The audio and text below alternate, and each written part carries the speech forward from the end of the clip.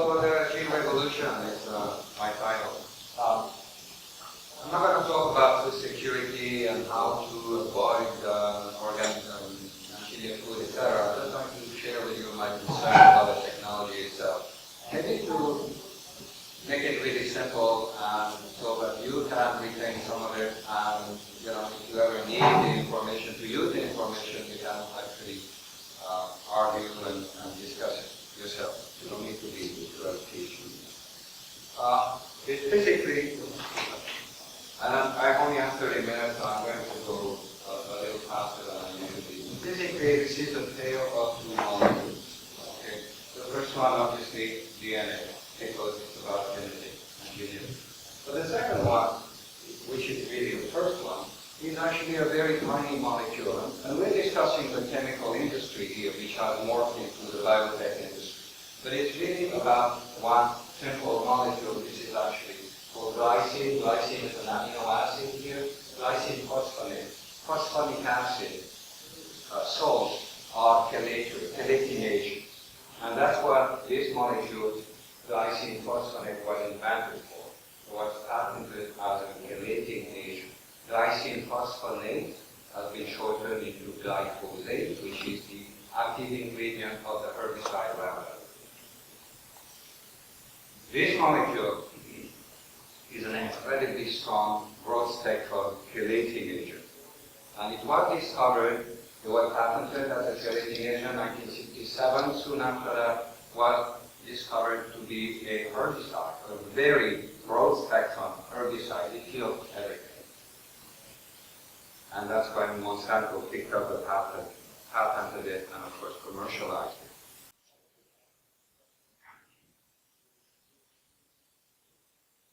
It was a very successful herbicide, and then they were going to lose the patent, and somebody had a bright idea of engineering plants that would require to be sprayed with the herbicide, which of course now the plants are patented continuously. The herbicide lost its patent a long time ago, but if you want to use the plant, you need to spray the herbicide, and you have to buy Roundup, not some generic something.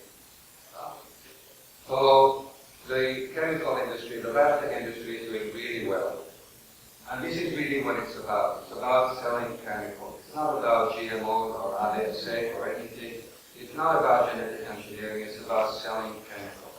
99%, there's 450 million acres today.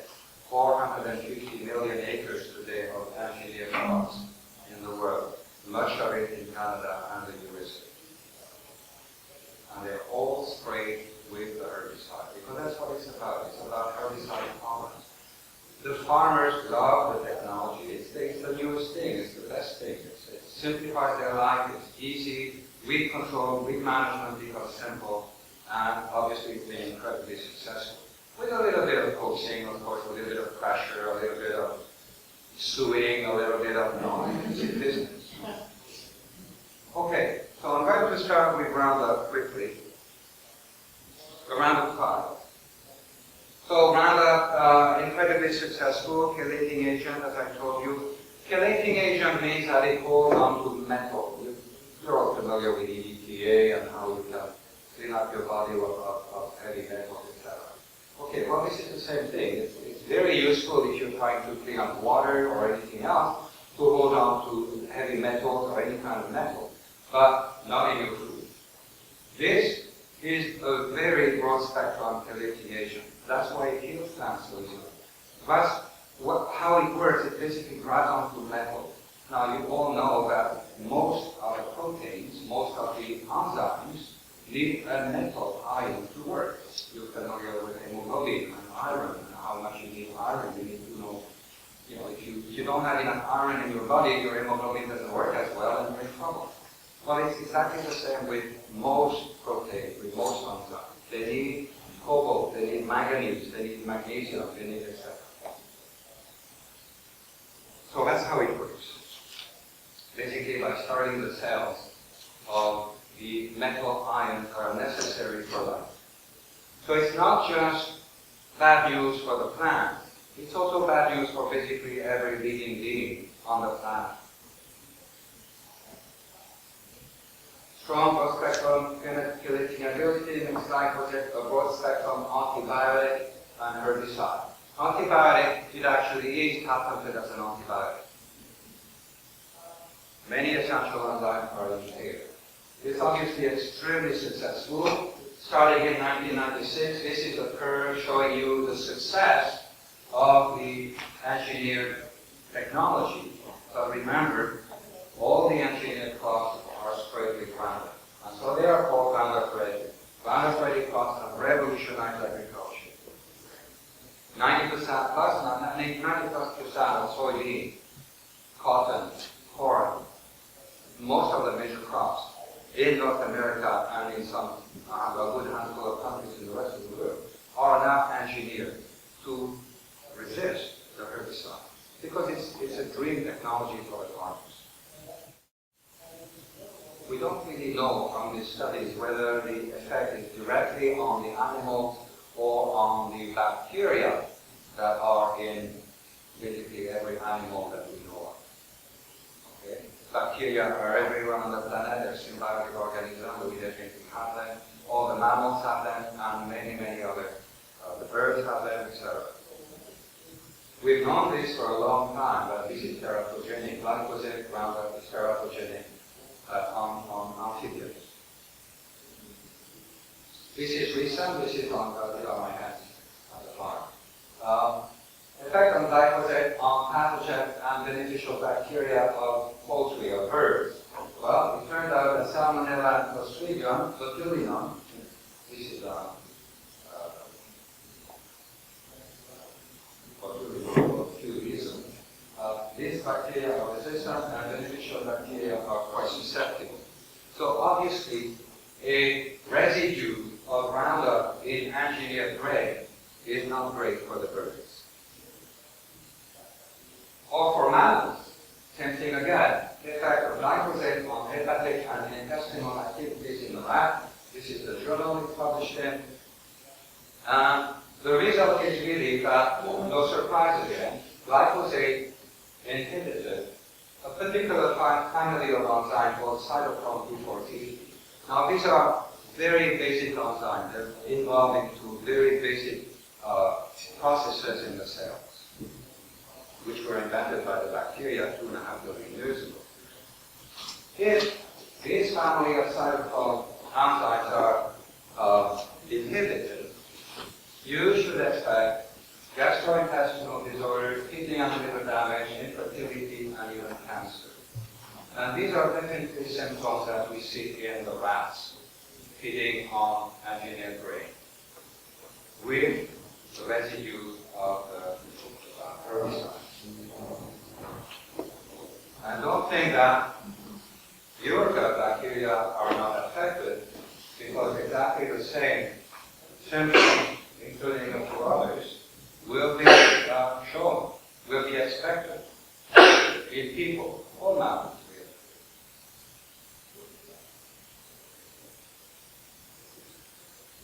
There is a theory, there's about 20 of those, showing correlation. There is no causation, there is no experiment done with people, with human beings, but nobody can argue that there is an epidemic of obesity, there's an epidemic of thyroid cancer, there's an epidemic of depression, there's an epidemic of allergies, etc., etc. And somehow, most of these epidemics started in the early 90s when we started using this chemical. Correlation, not causation. Very intriguing that all these symptoms are basically epidemic in the last 20 years. When the use of the chemical is just going shooting star. Okay, so that's about that. That's one of the molecules of the gene revolution. The other one is the DNA molecule. So what are GMOs? Well, GMOs are, like I said, Roundup Ready. They are 99% of all the engineered crops are Roundup Ready, are designed to resist the herbicide. Everything else you hear is a distraction. It's not about golden rice, it's not about pineapple or papaya from Hawaii or etc. These are just tiny, tiny distractions. This is about Roundup in the food supply. There is another technology called BT, Bacillus thuringiensis. And yes, the plants are engineered, mostly corn and cotton, to tolerate, to resist the caterpillar insects that are attacking the plant. Bacillus thuringiensis is used to be, it's a bacteria, it's a natural bacteria. It produces a protein, a toxin, a toxic protein that basically make holes in the guts of the insect. It turns out that it's not innocuous to mammals or many other animals either. Apparently, in humans, it does cause some damage. Okay, so I told you already that all the major crops have been engineered. This is it: potato, wheat, sugar beet, canola. Basically, it's all engineered because it's great money. Great. How were they created? Very briefly. For almost all the crops, you use a gene gun. It looks like a hair dryer, and you're shooting pellets of gold or platinum, something that does not oxidize. You coated those pellets in a test tube with the gene that you want to introduce into the plant. So you have basically a plant cell bed, and you shoot that, so you can shoot it into leaves, and then you dissolve the membrane that hold the cells together, and you end up with a bed of cells, kind of individual cells, with very few of them that have been engineered. The pellet has shot into the nucleus of the cell, and somehow, and we don't know how it happens, the DNA, the piece of DNA construct on the pellet has migrated and been integrated into a common cell. The gene construct will normally, at least until now, have also a marker gene, which is normally an antibiotic resistance gene, because it's easy to use. It travels with the gene of interest. It could be any gene, it could be resistance to the herbicide, or it could be resistance to the insect, but you do have an antibiotic resistance gene with it. I'll tell you more about it later.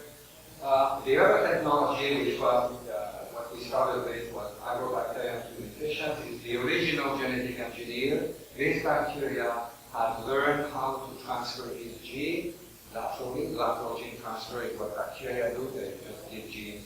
Oh, you invented a new protein. Well, here, why don't you give it to me? And that's how it happened. This is evolution.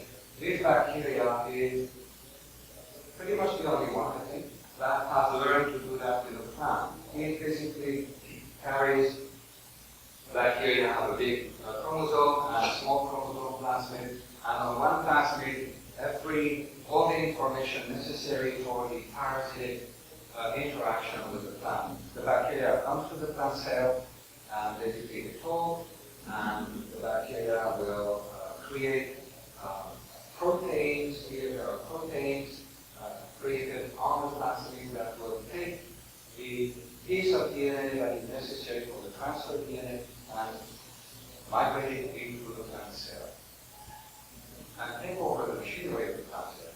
These instructions are to the plant cell are saying, feed me.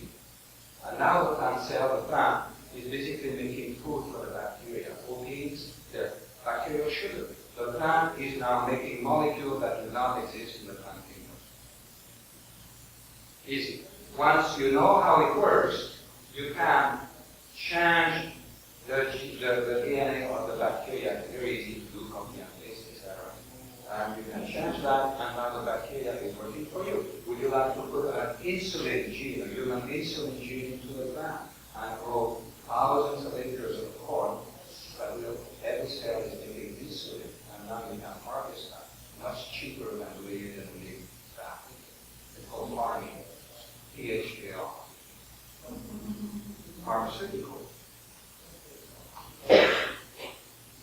When the single cell has been engineered, you regenerate it as to a whole plant. Food tissue culture is complex, but not difficult to understand. Now you have a whole plant that's engineered. You just multiply it, and you make 450 million acres of it. And every plant has every cell producing the protein that we want. Well, the message from the biotech industry is that this technology is invented to reduce the use of pesticides. The biotech industry is the chemical industry. What a weird goal, business goal for the chemical industry to invent a technology that will reduce the use of pesticides. And of course, exactly the opposite has happened. But I still talk about reducing the use of pesticides. In the case of BT, yes, BT has reduced the use of insecticides because the insecticide is built into the plant. You don't need to spray anymore. Which doesn't mean that there is no protein in the environment. The BT protein is actually a lot more than it would be if you had to spray. They did reduce the use of insecticides until not that long ago, a few years ago, because the insect had become resistant to the technology. And now you need to spray the plant with insecticide so that the insect will not become resistant in the field where they're not there. So actually, the use of insecticide is going through the roof as we speak, because the technology is failing everywhere. But for the herbicide, it's so obvious that the use of insecticide, the use of herbicide has also gone through the roof. In the last 15 years, we have 500, at least until 2011, we have 527 million pounds of insecticide extra, of herbicide extra. And we are not seeing the end of it because now we have resistant weeds. The weeds, the plants, the weeds, have learned to become resistant to the technology. The technology is this. The farmers don't need to pay attention to the weeds anymore. The weeds grow in the field exactly the same as they grow in your gardens, and it can be quite a headache. And the farmers plant their seeds, never mind the weeds, and a few weeks later they spray. And all the weeds disappear by magic. It's wonderful. They're happy that the farmers are thinking for it.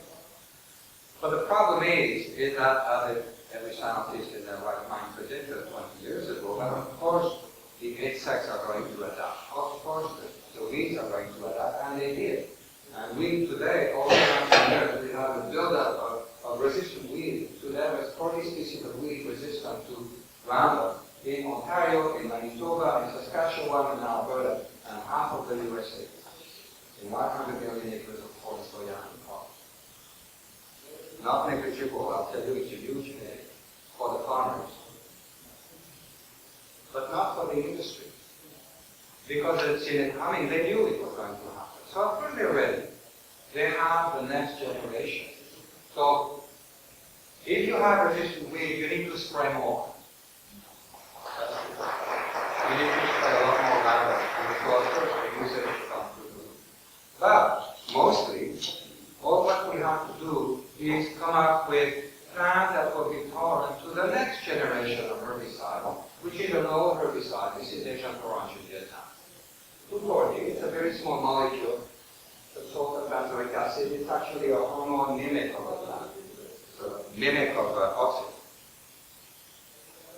So everything is fine. You're just switching. The farmers won't even know that anything happened. They're just switching to another chemical, that's all. And different seeds, but they don't need to know the detail. And the seeds tolerant of 240 are now ready. So we have soybean and corn crops that are ready. 240 is not, I mean, I explained to you how Roundup has its own problem. 240 comes also with a real serious risk of Parkinson's disease. Farmers are 8% more likely to give up the condition. What about the blonde? Because that's very real. But the farmers don't see that. The message of the industry is this. Now, most farmers are men. Some of them are young, and some of them are not so young. But I'll tell you, as a guy, when I see this, I remember. This is the message. What country was that? Sorry? Where did you see that? Where did I see that? Yeah, that. Remember, it looks force of nature. Yes, force of nature. And I can't read the rest of the details, but the whole website. It's a website made by Crotline. It's a PR, it's a front. There's a whole series of those. It's amazing. Well, okay, so GMO reduce the use of pesticides and GMOs increase yield. There is no reason why GMOs should, why herbicide products would increase yield, other than if you let all the weeds grow and if you clean up all the weeds, yes, you're going to lose weight, you're going to lose yield because the weeds are definitely competition to your crop. But unfortunately, the numbers are in, and these are numbers from the USDA in the States, showing very clearly that there is no increase in yield, period. If anything, there's a series of experiments done in Kansas and Iowa State Universities showing that actually there's a yield drag, 5 to 10% less yield because of the engineering process. And this is very recent. This was published a month or two ago. This is a study done in, the numbers were put together by a researcher in New Zealand, showing the yield for corn in the US, in North America, versus Europe. And it's very obvious that when you start in the mid-90s, the yields in Europe are actually lower than in the US. But 15 years later, it's exactly the opposite. And they don't use that technology in Europe. The USA, because they're using the technology, are falling behind. There is no increase in yield. And it's the same thing for soybean and canola and the other crops. Well, GMOs do not impact the environment. It's a completely innocuous technology. There's a serious problem with contamination. Contamination means that if I grow GM corn, engineered corn, and you're an organic farmer, or you're not growing GM corn, you have a garden next to me, growing sweet corn, you can bet that the pollen, the engineered pollen from my field are going into Europe. That's normal. Same thing with all the other crops, particularly canola. It's impossible to grow organic canola, frankly. Contamination with corn, contamination with alfalfa. Now we're seriously concerned about alfalfa, canola, flax. We lost the market for flax and for canola in Europe because they don't want engineered food in Europe.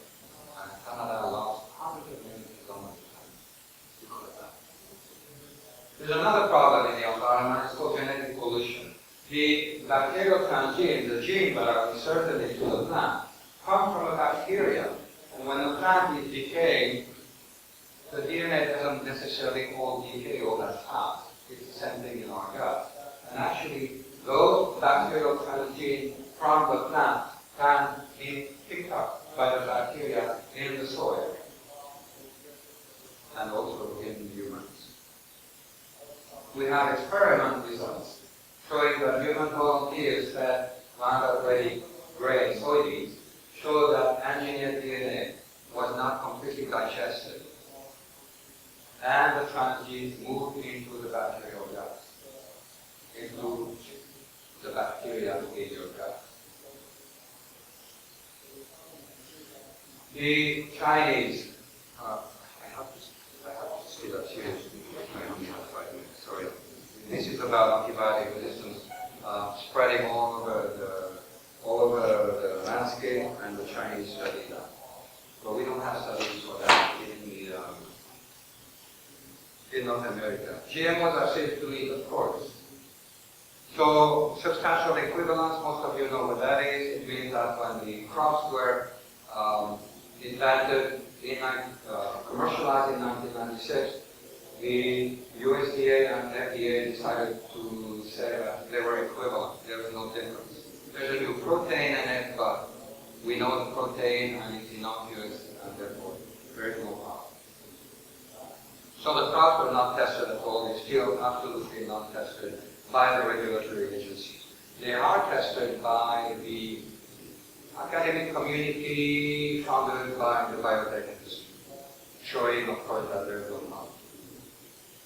The expert toxicologists of the Food and Drug Administration predicted that engineered food would contain raw proteins that could be toxic for cold allergy. This is 1996. This is published in Biotechnology in 2004. It's public knowledge.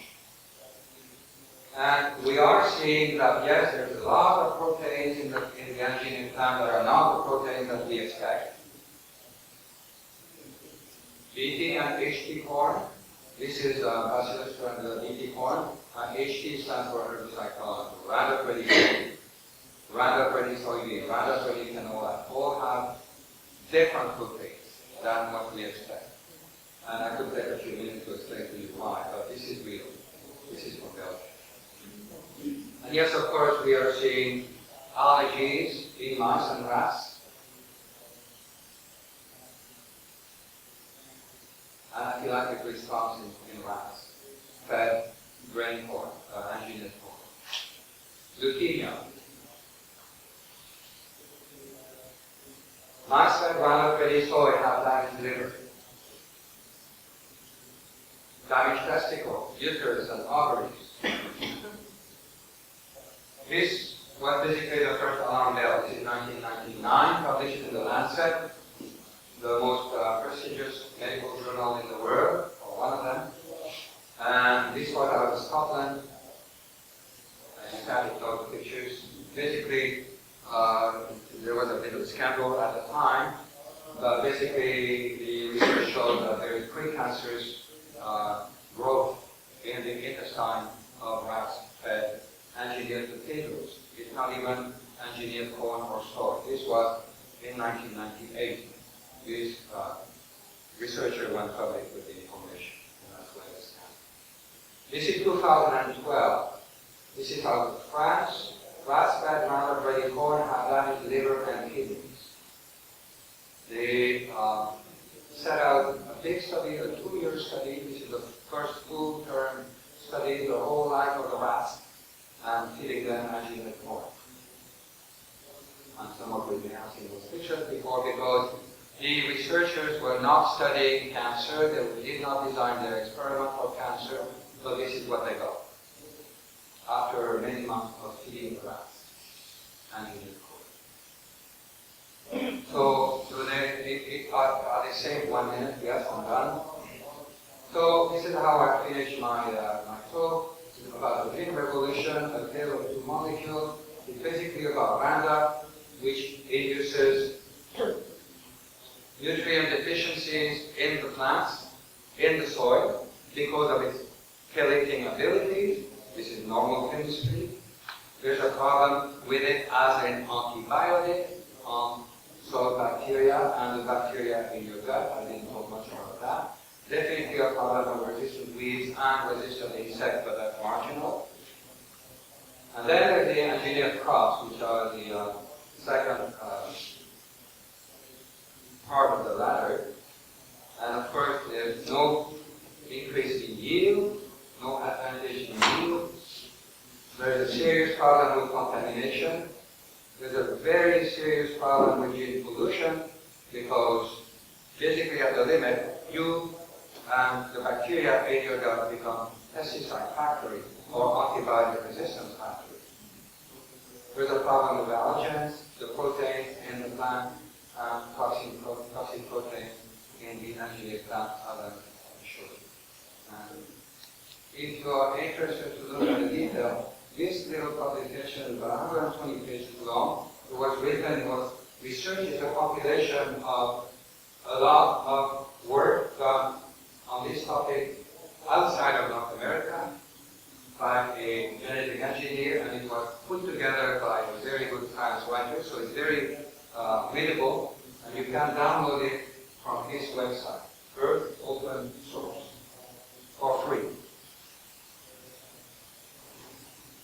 open source